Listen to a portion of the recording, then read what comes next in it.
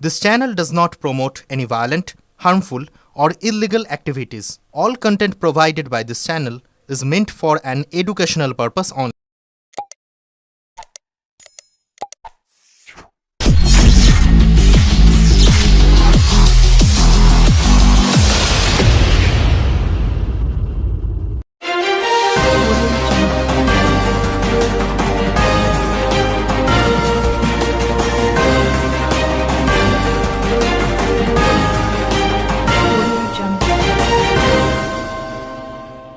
হুগলি সাহাগঞ্জের ঐতিহ্যবাহী বন্ধ ডানলপ কারখানাকে সামনে রেখেই একসময় নির্বাচনী প্রচার শুরু করেছিলেন সপ্তগ্রামের বর্তমান বিজেপি বিধায়ক স্বরাজ ঘোষ। আর এবার জয়ের পর সেই একই স্থান থেকে শুরু হলো তার বর্ণাঢ্য বিজয় যাত্রা। ডানলপ কারখানা চত্বর থেকে শুরু হয়ে মগরা স্টেশন পর্যন্ত দীর্ঘ পথ জুড়ে চলে এই বিজয় মিছিল। সমর্থকদের উচ্ছ্বাস, মোটর বাইকের শোভাযাত্রা এবং বিজেপি কর্মী সমর্থকদের উপস্থিতিতে কার্যত উৎসবের চেহারা নেয় গোটা এলাকা। বাইকে চেপে নিজেই বিজয় যাত্রার নেতৃত্ব দিতে দেখা যায় সপ্তগ্রামের বিধায়ক স্বরাজ ঘোষকে। বিজয় যাত্রায় উপস্থিত হয়ে স্বরাজ ঘোষ বলেন, সপ্তগ্রামের মানুষ যেভাবে আমাকে আশীর্বাদ ও সমর্থন জানিয়ে জয়ী করেছেন, তাদের প্রত্যাশা পূরণ করাই আগামী দিনে আমার প্রধান লক্ষ্য। আমি চাই ভয়মুক্ত, শান্তিপূর্ণ ও সপ্তগ্রাম গড়ে উঠুক, যেখানে সকল মানুষ একসঙ্গে সম্প্রীতির সঙ্গে বসবাস করতে পারবেন। পাশাপাশি মাফিয়া মুক্ত সপ্তগ্রাম ফিরিয়ে আনতেও আমি সর্বতোভাবে চেষ্টা চালিয়ে যাব। বন্ধ ডানলপ কারখানা প্রসঙ্গেও তিনি গুরুত্বপূর্ণ মন্তব্য করেন।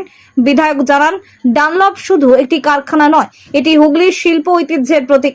আগামী দিনে আমি মুখ্যমন্ত্রী এবং ভারত সরকারের কাছে আবেদন জানাবো, যাতে এই ঐতিহাসিক কারখানায় নতুন করে শিল্প গড়ে তোলার উদ্যোগ নেওয়া হয়। শিল্প ফিরলে কর্মসংস্থান বাড়বে, উপকৃত হবেন এলাকার সাধারণ মানুষ। এদিন রাজনৈতিক প্রসঙ্গ টেনেও সরব হন স্বরাজ ঘোষ। ফলতা বিধানসভা কেন্দ্রের উপনির্বাচন নিয়ে কটাক্ষ করে তিনি বলেন, আজই আপনারা দেখেছেন ফলতায় তৃণমূলের দাপুটে নেতা, যার নাম নাকি পুষ্পা, তিনিও আর নির্বাচনে প্রতিদ্বন্দ্বিতা করতে চাইছেন না। মানুষ পরিবর্তন চাইছেন। আমি নিশ্চিত ফলতা উপনির্বাচনে ভারতীয় জনতা পার্টি লক্ষাধিক ভোটে জয়লাভ। আদির রিপোর্ট, আমার কলকাতা নিউজ।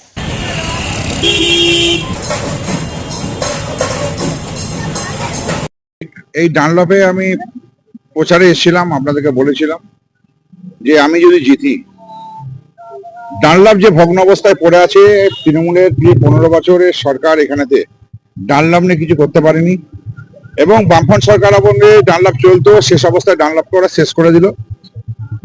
আজকের দিনে ডানলপের দেওয়ালে ইট পর্যন্ত খুলে চলে যাচ্ছে, তার আর কিছু নেই, অস্তিত্ব নেই। ডানলপের জায়গাটাই পড়ে আছে।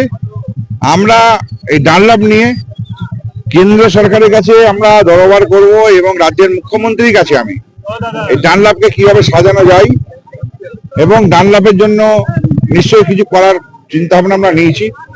আমরা এটুকু আশ্বস্ত করতে পারি সপ্তগ্রামের মানুষকে এবং এই ডানলপ এলাকার সমস্ত যারা কর্মচারী ছিলেন, ডানলপে আগে যারা এখানে কর্মচারী হিসেবে কাজ করেছেন, সকলকে, শুধু কর্মচারী নয়, অফিসার থেকে শুরু করে সকলকে, যে ভারতীয় জনতা পার্টি আপনাদের জন্য কিছু ভাবছে, নতুন কিছু ভাবনা ভাববে, সময়ের অপেক্ষায় থাকুন।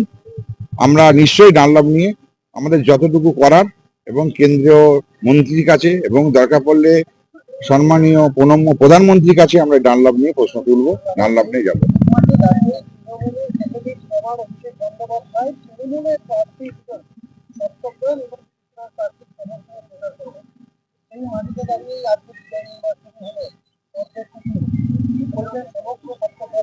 সপ্তগ্রামবাসীকে আমি, প্রত্যেকটা মানুষকে আমি আমার শ্রদ্ধা প্রণাম জানাবো এবং অভিনন্দন জানাবো। কারণ আজকে মানুষ যেভাবে পরিবর্তন হয়েছে, সেই পরিবর্তন হচ্ছে অন্যায়ের বিরুদ্ধে ন্যায়ের আলো জ্বালিয়েছে এবং অশুভ শক্তিকে পতন করে শুভ শক্তির উত্থান এনেছে। তাই সপ্তগ্রামবাসীর উন্নয়নের জন্য আমি বদ্ধপরিকর এবং প্রত্যেকটা মানুষের পাশে আমি তাদের ঘরের ছেলে, কাছের ছেলে, বাড়ির ছেলে হিসেবে আমি থাকবো। যে কোনো প্রয়োজনে, যে কোনো দরকারে আপনারা আমার সঙ্গে যোগাযোগ করবেন, আমি আপনাদের পাশে আছি। এই সপ্তগ্রামকে মাফিয়া মুক্ত সপ্তগ্রাম করব, এই সপ্তগ্রামকে দুর্নীতি মুক্ত সপ্তগ্রাম করব, এই সপ্তগ্রামকে নারীর সুরক্ষার সপ্তগ্রাম করব, এই সপ্তগ্রামকে উন্নয়নের সপ্তগ্রাম করব এবং এই সপ্তগ্রামকে আমরা আগামী দিন আমাদের রাজ্যের মধ্যে নিয়ে যাব। যে সপ্তগ্রাম এখন সেই সপ্তগ্রামই হয়েছে যেখানে মানুষ নিঃশ্বাস ছেড়ে বাঁচতে পারছে। জাহাঙ্গীর খান ফলতা বিধানসভাতে অনেক বড় বড় ডায়লগ দিয়েছিল এবং তার কাছে র্যাপ ট্যাপ অভিষেক ব্যানার্জি তাকে এমন সাজিয়ে তুলেছিল, একটা পঞ্চায়েত সমিতির মেম্বার থেকে জেলা পরিষদের মেম্বার হয়েছিল, সেইখান থেকে টোটাল আজকে দক্ষিণ চব্বিশ পরগনা, উত্তর চব্বিশ পরগনা এবং কলকাতার বুকে উনি টোটাল চালাচ্ছিল, কারণ তার উপরে মমতা ব্যানার্জি এবং মমতা ব্যানার্জির ভাইপোর হাত ছিল। তাই ওখানেতে জাহাঙ্গীর খান সেইভাবে দাপিয়ে চলছিল এবং উনি বলেছিলেন পুষ্পা ঝুঁকেগা নেই। আজকে ওনাকে খুঁজে পাওয়া যাচ্ছিল না। কোন উপায়ে আপনি দেখবেন এই নির্বাচন শেষ হওয়ার পর, যেখানে ভোট না করে মানুষকে ভোটাধিকার প্রয়োগ না করতে দিয়ে যেভাবে জিতেছে, 7 লক্ষ ভোটে লোকসভা ভোটে জিত দেখিয়েছে, আজকে সেই বিধানসভা আপনি দেখবেন 1,20,000-এর কাছে লক্ষাধিক ভোটের উপর হারবে, এটা একদম নিশ্চিত। এবং বাংলার মানুষ এটা জেনে গেছে যে ওই জায়গা লক্ষাধিক ভোটে হারবে এবং ভারতীয় জনতা পার্টির প্রার্থী জিতবে। আর আগামী দিন যিনি জাহাঙ্গীর খান ওইখান জেলের মধ্যে পৌঁছবে, এটাও আপনাকে বলছি। আর তেমনি আমার এই সপ্তগ্রাম বিধানসভাতেও কেউ না কেউ বলেছিল পুষ্পা ঝুঁকেগা নেই অভিষেকের মঞ্চে। আমি এতদিন কথাটা বলিনি, আজকে আপনাদের সামনে বললাম। ওনাকে খুঁজে পাওয়া যাচ্ছে না। আমার কাছে খবর এসছে মা বোন সবাইকে নিয়ে টাটা সুমো করে বেরিয়ে গেছে। ওনাকে আমি আমন্ত্রণ জানাবো ওনাকে সাদরে আসতে। আর একবার ওনার যে কর্মীগুলোকে নিয়ে ভোটের যে মিছিল তৈরি করেছিল, আর একটা মিছিল উনি বার করুক। দল তো বিরোধী হিসেবে কাজ করতে হবে, ওনাকে মিছিলটা বার করুক, তখন দেখবো ঝুঁকেগা নেই না নিজে না ঝুঁকে চুপ করছে কি করে বিজেপির মধ্যে ঢুকতে পারবে, এই জন্য অনেক চেষ্টা চালাচ্ছে।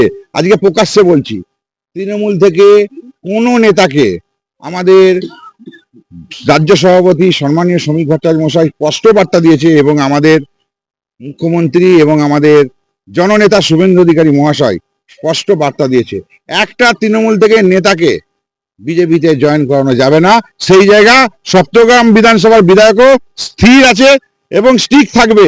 কোন তৃণমূল নেতাকে আমরা ভারতীয় জনতা পার্টির মধ্যে জায়গা দেব না এবং জয়েন করাবো না।